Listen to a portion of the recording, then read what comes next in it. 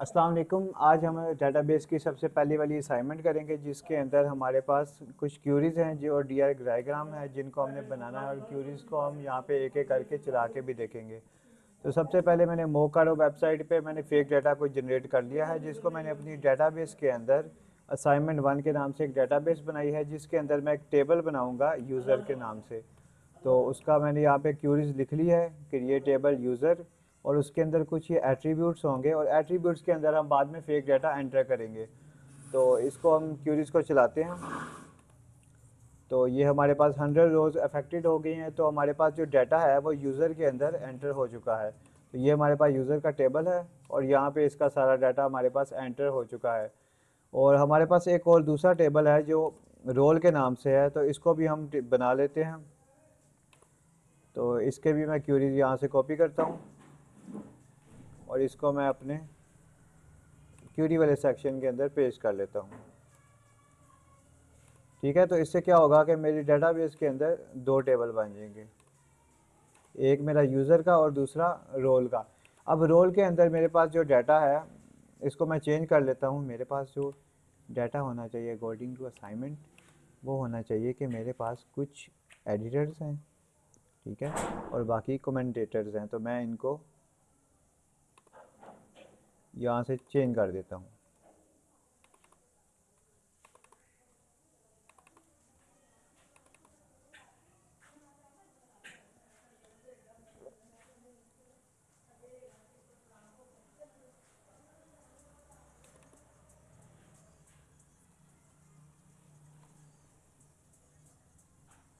Commentators, coder, Ramar, इसके अंदर कोई भी डाटा मैं आप यहाँ पे लिख लेता हूँ मेरे पास। ठीक है, इसको मैं फेक डाटा यहाँ पे एंटर कर रहा हूँ, रैंडम डाटा कोई भी यहाँ पे एंटर कर दें। ठीक है, तो ये मेरे पास आ गया है डाटा। ठीक है, तो मेरे पास जो यूज़र है, यूज़र के टेबल के अंदर मेरे पास यहाँ पे एक रोल आईडी है जो कि यहाँ पे क्या काम कर रही है, एज अ फॉरेन की यूज़ होगी यूज़र के टेबल के अंदर। ठीक है, तो इसके अंदर मैंने जो रोल के अंदर है इसको प्राइमरी की बना देते हैं। इसको मैंने प्राइमरी कर ली और यहाँ से इसको डिफ़ॉल्ट वैल्यू से ऑटो इंक्रीमेंट कर देते हैं और सेव कर देते हैं। ठीक है, यूज़र के अंदर मैं एक फॉरेन की बनाता हूँ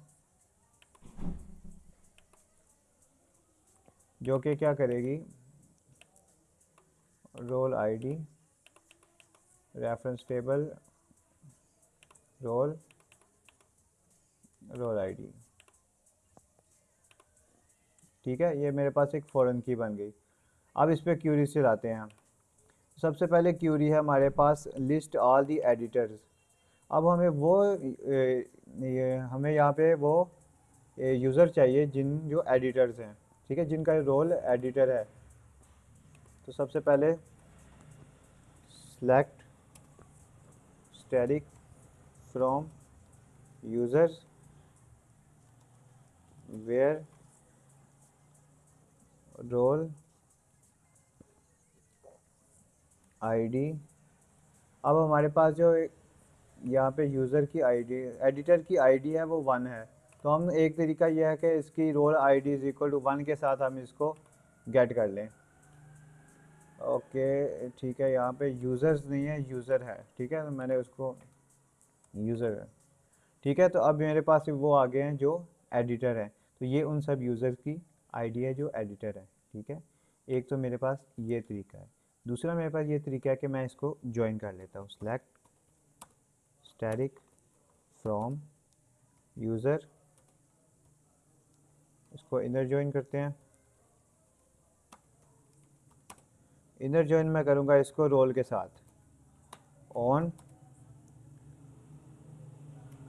यूज़र डॉट यूज़र की जो मेरे पास रोल आईडी है वो किसके बराबर होगी, रोल की रोल आईडी के बराबर।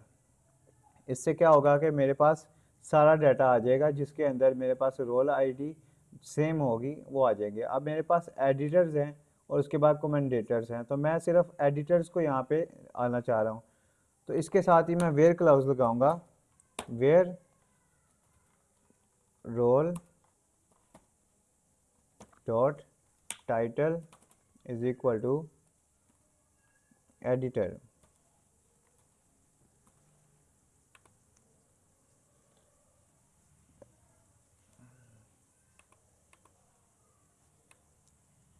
Where role dot title is equal to editor. ठीक है, तो इसको हम यहाँ से रिमूव करते हैं और इसको पहले वाले तरीके से करते हैं। यहाँ पे हम इसको yd इक्वल टू 1 के साथ ले लेंगे।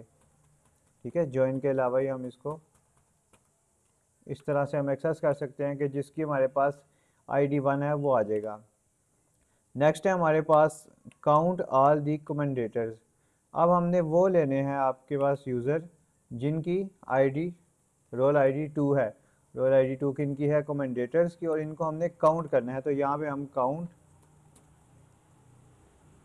एग्रीगेट फंक्शन लगाएंगे और ये क्या करेगा कि हमें टोटल बता देगा कि मेरे पास कमेंडेटर्स कितने हैं, 9 हैं। ठीक है, लास्ट है list all the Gmail user. अब मेरे पास जीमेल यूज़र सारे आने चाहिए, तो मैं पहले देख लेता हूँ डाटा के अंदर मेरे पास जीमेल है।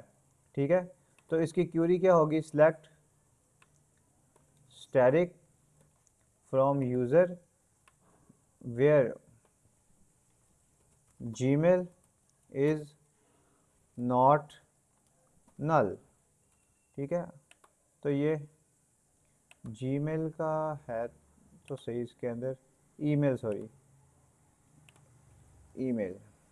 ठीक है, तो ईमेल इज़ नॉट नल। तो ये सारे वो मेरे पास आ गए हैं जिनकी पास ईमेल है। अब मेरे पास नल कोई नहीं है तो नल इसके अंदर आएगा भी नहीं। ठीक है, तो ये 100 की 100 रोज़ मेरे पास यहाँ पे शो हो गई। अगर कोई नल होगा तो वो उसमें से मिस हो जाएगा और जो बाकी रिमेनिंग मेरे पास डाटा होगा, रिकॉर्ड्स होगा, वो मेरे पास डिस्प्ले हो जाएगा। ठीक है, उसके बाद आपके पास है an app has a number of user having a many phone number. जिनके मैनी फ़ोन नंबर्स हैं, अब जिनके एक से ज़्यादा फ़ोन नंबर है हम उनको यहाँ पे ले आते हैं। तो इसके लिए क्या होगा कि जो मेरे पास फ़ोन 2 वाला कॉलम है, फ़ोन 2 वाला, उसको क्या करता हूँ कि मैं जिनका फ़ोन 2 इज़ नॉट नल, तो जिनका फ़ोन 2 नल नहीं है मेरे पास वो वाले यूज़र आ जाएंगे, यानी जिनके एक से ज़्यादा फ़ोन नंबर हैं। List all user of you phone.